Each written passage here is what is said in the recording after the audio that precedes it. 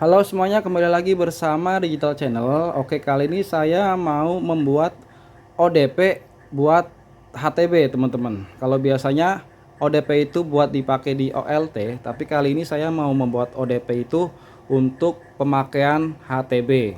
Nah, gimana sih cara ini dan cara instalasinya itu bagaimana gitu kan? Nanti saya bakal kasih tahu semuanya ke teman-teman. Sebelumnya saya kasih tahu dulu gambarnya seperti ini. Ya, teman-teman, seperti inilah gambar topologi bikin ODP buat HTB. Jadi dari server dari HTB A yang sebelah kanan itu AA semua masuk ke ODP ya, dan dari ODP keluar lagi masuk ke penerima yaitu HTBB yang sebelah kiri.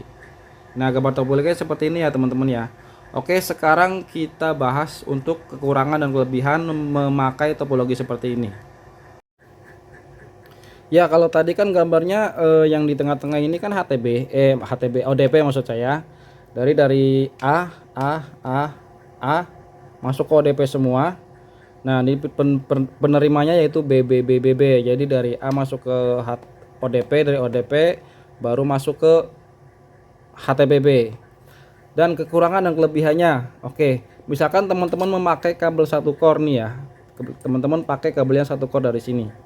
Dari sini buat ke ODP, otomatis teman-teman bakal tarik ulang lagi kan, tarik ulang.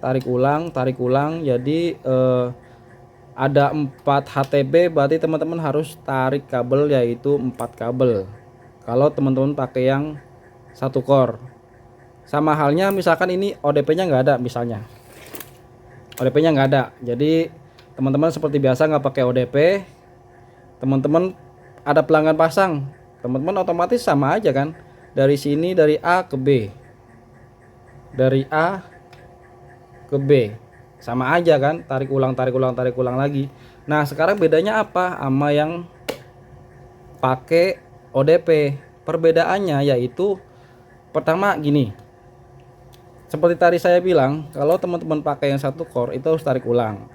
Nah, teman-teman bisa pakai kabel yang 4 core ya, satu kabel tapi isinya 4, satu kabel isinya 4, jadi cuman narik satu kabel dari server ya masuk ke ODP itu langsung bisa dibagi 4, dan 4 ini nanti bisa masuk ke HTPB itu kalau pakai 4 yang kabel 4 core.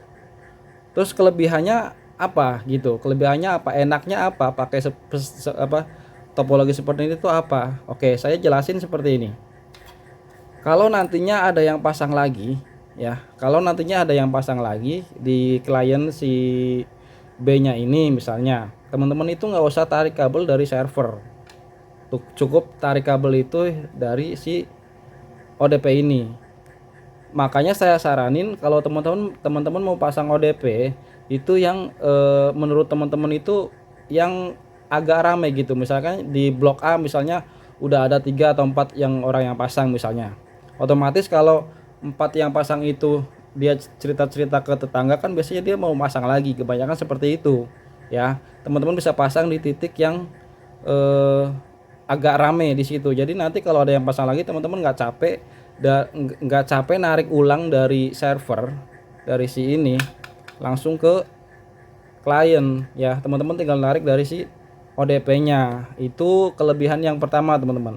Kelebihan yang kedua, di saat teman-teman ganti OLT ya, diganti OLT nggak pakai HTP lagi misalnya.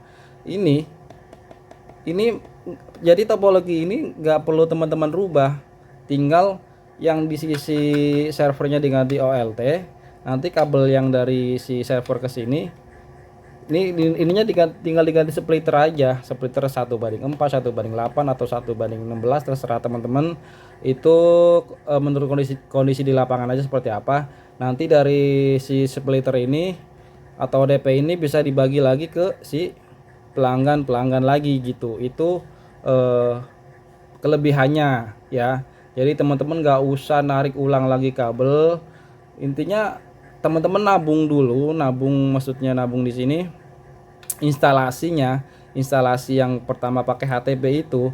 Jadi sekalian nanti buat instalasi si OLT, maksudnya saya nabung di situ. Jadi nggak perlu bongkar pasang yang instalasi awal gitu loh. Jadi misalnya teman-teman pakai topologi seperti ini, di saat teman-teman nanti pakai OLT itu bakal lebih enak, nantinya cuman diganti si HTB-nya doang, diganti OLT, dan instalasi kabelnya, topologi kabelnya masih utuh seperti ini ya. Cuma di sini nanti dipakainya splitter gitu kan. Kalau ODP yang sekarang teman-teman pakai itu kan, karena ini ODP HTB, jadi di dalam ini tuh cuman ada adaptor fiber optik ya.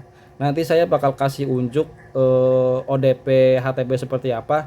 Nanti saya bakal kasih unjuk teman-teman. Yang penting teman-teman di sini paham dulu cara membuat topologi ODP untuk HTB-nya.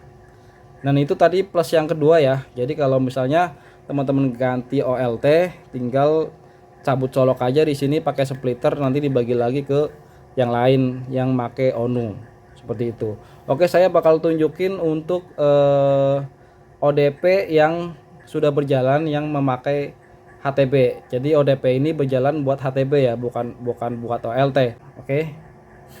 Ya teman-teman, seperti inilah ODP yang buat HTB teman-teman. Ini ODP saya bikin sendiri, dan kabelnya itu saya memakai yang 4 core teman-teman. Di sini kabel keluarnya ya, dan inilah isinya teman-teman. Jadi ODP ini isinya itu cuman konektor fiber optik teman-teman, nggak pakai splitter ya. Isinya cuman pakai konektor fiber optik, dia buat nyambung ke si pelanggannya.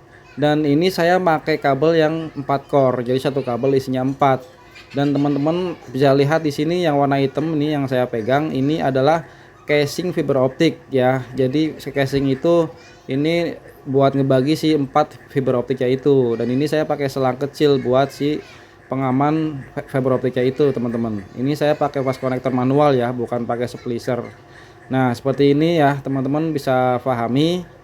Jadi nantinya ini saya kalau ada yang masang itu nggak perlu tarik ulang dari server teman-teman, tinggal tarik dari si ODP-nya aja. Oh iya, buat teman-teman yang mau pakai topologi seperti ini, mungkin kalau teman-teman punya splicer itu mungkin lebih enak ya, karena lebih gampang buat penyambungan si fiber optiknya jikalau pakai fiber optik yang 4 core. Tapi kalau nggak punya splicer, teman-teman bisa pakai fast connector manual seperti tadi yang saya bilang ya, pakai manual sambung sendiri. Nah jikalau teman-teman nggak punya splicer atau belum bisa banget pakai fast connector manual, teman-teman bisa langsung beli fiber optik yang 4 core yang langsung ada konektornya teman-teman. Contohnya seperti ini teman-teman. Ini teman-teman bisa beli langsung dan langsung bisa dicolok aja, sambung, kelar ya. Oke, mungkin gitu aja video dari saya. Next kita ketemu lagi di video selanjutnya. Terima kasih buat semuanya yang sudah dukung channel ini, yang sudah suka sama channel ini. Terima kasih. Next kita ketemu lagi. Dadah.